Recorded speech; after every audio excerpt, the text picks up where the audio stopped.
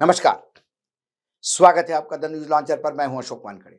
लेकर आया हूं आपका अपना कार्यक्रम द एक्सरे। एक खबर आई मध्य प्रदेश से और बड़ी चौंकाने वाली खबर है, क्योंकि मध्य प्रदेश में डबल इंजन की सरकार है। और डबल इंजन भी किसका है? भाजपा का है। भाजपा मतलब चाल चरित्र चेहरे वाली पार्टी। और मध्य प्रदेश तो ये भाजपा का सबसे पुराना गढ़ रहा है। बाकी जगह आयाराम गयाराम हो सकते हैं, लेकिन मध्य प्रदेश में शायद इतने नहीं जितने महाराष्ट्र या बाकी दूसरे राज्यों में है। तो लगा वहां तो कम से कम पार्टी का कैरेक्टर अभी इतना बुरा नहीं हुआ होगा। लेकिन जब हेडलाइन देखी कि मध्य प्रदेश के एक मंत्री का भाई गांजा तस्कर, तो जीजा मास्टरमाइंड, विश्वास नहीं हुआ। क्योंकि अभी तक तो कांग्रेस की सरकार होती तो इस्तीफा हो चुका होता, लेकिन इस्तीफा भी नहीं हुआ। क्योंकि नए भाजपा में 2014 की बात की भाजपा में, जैसा राजनाथ सिंह जी ने कहा, इस्तीफे नहीं हुआ करते। खबर यह है कि मध्य प्रदेश सरकार की राज्य मंत्री प्रतिमा बागरी का सगा भाई अनिल बागरी को गांजा तस्करी में गिरफ्तार किया गया। मध्य प्रदेश सरकार में राज्य मंत्री नागरीय विकास एवं आवास प्रतिमा बागरी के परिवार से जुड़े एक बेहद गंभीर और चौंकाने वाला मामला सामने आया। मंत्री के सगे भाई अनिल बागरी को सतना पुलिस ने गांजा तस्करी के आरोप में गिरफ्तार किया है। पुलिस ने उसके साथी के घर पे 40 किलो 134 ग्राम गांजा बरामद किया, जिसकी बाजार में कीमत 9 लाख रुपए से अधिक बताई जा रही है। यह गिरफ्तारी तब हुई जब कुछ दिन पहले मंत्री के ही बहनोई को यूपी के सीमावर्ती बांदा में गांजा तस्करी करते हुए पकड़ा गया था।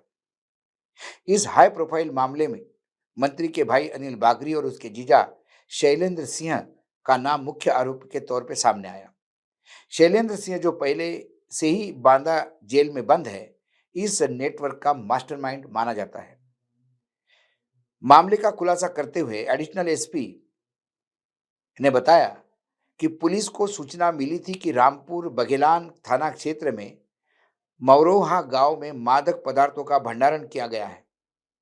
7-8 दिसंबर की रात पुलिस ने पंकज सिंह के घर पर दबिश दी, जहां 46 किलो गांजा बरामद हुआ। जब पंकज सिंह से पूछताछ की तो उसने बताया कि यह गांजा अनिल बागरी और शैलेंद्र सिंह का है।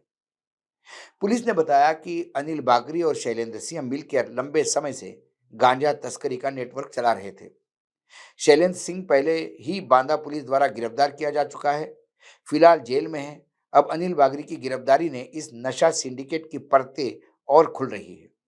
वही तस्करी के आरोप में गिरफ्तार भाई को लेकर जब प्रश्न पूछा तो प्रतिमा बागरी झिल्लाती हुई दिखाई दी। ये वीडियो देख लीजिए आप, तो आपको समझ में आ जाएगा झिल्लाहट किसको कहते हैं। मैम, आपके भाई पकड़े हैं गांजा तस्करी में, क्या कहेंगे? जबरदस्ती की बात क्यों करते हो तुम लोग? नहीं, आप बता दीजिए, अपना पक्ष बता दीजिए, क्या कहेंगी? पुलिस ने अनिल बागरी और पंकज सिंह को एनडीपीएस एक्ट की विशेष अदालत में पेश किया, जहां अदालत ने उन्होंने 19 दिसंबर तक न्यायिक हिरासत में भेज दिया है। इस मामले में तीनों आरोपियों के खिलाफ बीएनएस की धारा 8/20 और 29 एनडीपीएस एक्ट के तहत अपराध पंजीकृत किया गया है। जांच में यह भी सामने आया कि मंत्री के बहनोई शैलेंद्र सिंह का पुराना आपराधिक रिकॉर्ड है। इसके पहले उसे नशीली कप सिरप की तस्करी में गिरफ्तार किया गया था, जिससे 5 करोड़ रुपए के ट्रांजैक्शन का खुलासा हुआ था। अब एक वीडियो और मार्केट में चर्चित है मंत्री जी का। तो मंत्री जी ने नया पेतरा बदला है अभी, प्रतिमा जी ने। उन्होंने कहा कि सारे कॉन्स्टिट्यूंसी के लोगों को मैं राखी बांधती हूं, सभी मेरे भाई है भाई। ये जो पकड़ा गया है बागरी, ये भी उन्हीं में से एक है। जबकि लोकल अखबारों ने इस बार, मेरी बात हुई कुछ संपादकों से लोकल अखबार के, उन्होंने कहा कि नहीं, पकड़ा गया शख्स इनका सगा भाई है। प्रतिमा बागरी कौन है? ये सतना जिले से आती है, पहली बार की विधायक है, उम्र 35-37 साल है और राज्य मंत्री बनी है। भाजपा में गॉडफादर की तो जरूरत होती है।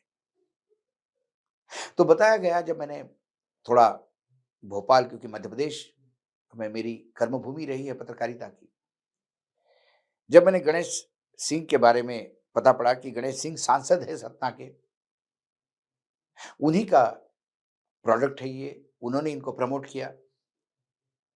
लेकिन फिर एक सांसद के प्रमोट होने से विधायक का टिकट तो मिल सकता है, लेकिन पहली बार विधायक तभी राज्य मंत्री बन सकता है जब कोई और बड़े नेता का भी हाथ हो। तो वीडी शर्मा जी एक बड़ा नाम है बीजेपी के राजनीति में मध्य प्रदेश में। कहते हैं कि वीडी शर्मा जी की कृपा से ही राज्य मंत्री पद उनको मिला है। सवाल यह है कि क्या भाजपा में जिताऊ उम्मीदवार या उम्मीदवार के चयन के पीछे क्या कोई बैकग्राउंड ढूंढा जाता है? यदि ये बैकग्राउंड थोड़ा भी चेक होता तो ये जो पकड़े गया सिंडिकेट है गांजा का, ये इनके मंत्री बनने के बाद शुरू नहीं हुआ। ये बहुत पुराना है रैकेट वहां पे। ये बहुत पुराना सिंडिकेट चलाने वाले, गांजा का धंधा करने वाले लोग हैं। उसी परिवार में विधायक का टिकट दिया गया। जीजा डॉन है गांजा का, भाई पार्टनर है और बहन विधायक और राज्य मंत्री है। उन्हें कहा कि कानून अपना काम कर लेगा, लेकिन हम सब जानते हैं कि कानून बाकी जगह कितने रफ्तार से चलता है और इस जगह कितना स्लो चलता है। हो सकता है 8-10 साल बाद इस केस का निर्णय हो, बीच में जमानत पे छूट जाए, अपना काम चालू करे, और फिर 8-10 साल बाद ये निर्णय हो कि पकड़ा गया गांजा नहीं था, वो तो सूखे पत्ते थे किसी पेड़ के। ऐसे कई निर्णय हमने देखे हैं। लेकिन यदि भारतीय जनता पार्टी को अपना चाल, चरित्र, चेहरा साफ रखना हो और पहले जैसी भारतीय जनता पार्टी जो पहले वाली थी, खुशबू ठाकरे वाली पार्टी ये कहे या पटवा वाली पार्टी ये कहे, तो फिर ये देखना होगा कि बदलाव चाहिए। मुझे वह याद है एक वाकया कि मंदसौर क्षेत्र का एक अफीम का बड़ा खिलाड़ी था, व्यापारी। उसकी आदरणीय पटवा जी के साथ बड़े अच्छे घरेलू संबंध थे, क्योंकि पटवा जी भी उसी क्षेत्र से आते थे।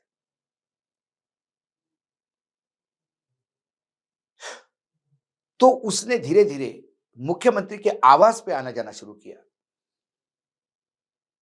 एक किसी मीटिंग के लिए मुख्यमंत्री पटवा जी, साथ में पार्टी के पदाधिकारी और खुशाबू ठाकरे जो राष्ट्रीय अध्यक्ष थे, ये उसी राज्य के प्लेन में दिल्ली आ रहे थे। तो खुशाबू ठाकरे ने मुख्यमंत्री से पूछा, क्या फला व्यक्ति आपके आवास पे आता है? उन्हें कहा कि हाँ, मैं बहुत पुराने संबंध है पीढ़ियों के। उन्हें कहा, आपको पता है वो बदनाम व्यक्ति है, कि आपकी दोस्ती आप बाहर रखिएगा। ये दोस्ती पटवा जी के घर तक हो सकती है, मुख्यमंत्री आवास तक नहीं। और यदि इसका आना जाना मुख्यमंत्री आवास में बरकरार रहा तो फिर मुख्यमंत्री बदलने के बारे में पार्टी को सोचना पड़ेगा। एक वो भाजपा जहां एक दागदार व्यक्ति मुख्यमंत्री के आवास पे आता है तो राष्ट्रीय अध्यक्ष कहता है मुख्यमंत्री संभल जाए, आपका भलाई उसके साथ कोई व्यवहार ना हो, लेकिन उसके आने से पार्टी का चेहरा और चरित्र पे दाग लगते हैं। अब वही पार्टी इस लेवल पे आ गई है कि मंत्रियों के सगे संबंधी ही धंधा करने लगे गांजा का और नशे का। Party with the difference. वाकई पुरानी भाजपा और नई भाजपा में कितना डिफरेंस है। जब मैं एक्सरे में देखता हूं तो पूरा रायता फैला हुआ दिखाई देता है। मुख्यमंत्री का पूरा परिवार लूज खसोट में लग गया है। इधर राज्य मंत्रियों के यहाँ क्या क्या हो रहा है वो तो आप देख ही रहे हैं। मध्य प्रदेश की बात करें तो 1-2 घंटे का प्रोग्राम अलग बन सकता है अलग अलग मंत्रियों पे, इतने मध्य प्रदेश से खबरें हैं।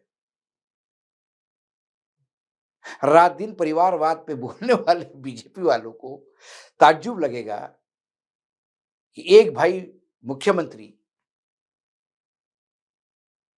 तो एक भाई कुश्ती फेडरेशन का मध्य प्रदेश का अध्यक्ष, तो फिर छोटा भाई क्या करेगा? वो भी उज्जैन प्रेस क्लब का अध्यक्ष बन गया। शायद इसे परिवारवाद नहीं कहते। मैं इसी से देखता हूं तो मुझे बहुत भाजपा बदली हुई दिखाई देती है, लेकिन शायद यही भाजपा संघ को भी चाहिए, ऐसा लगता है। आज एक्सरे में इतना ही। कल फिर आता हूं किसी विषय के साथ। तब तक के लिए नमस्कार। देखते रहिएगा न्यूज लॉन्चर।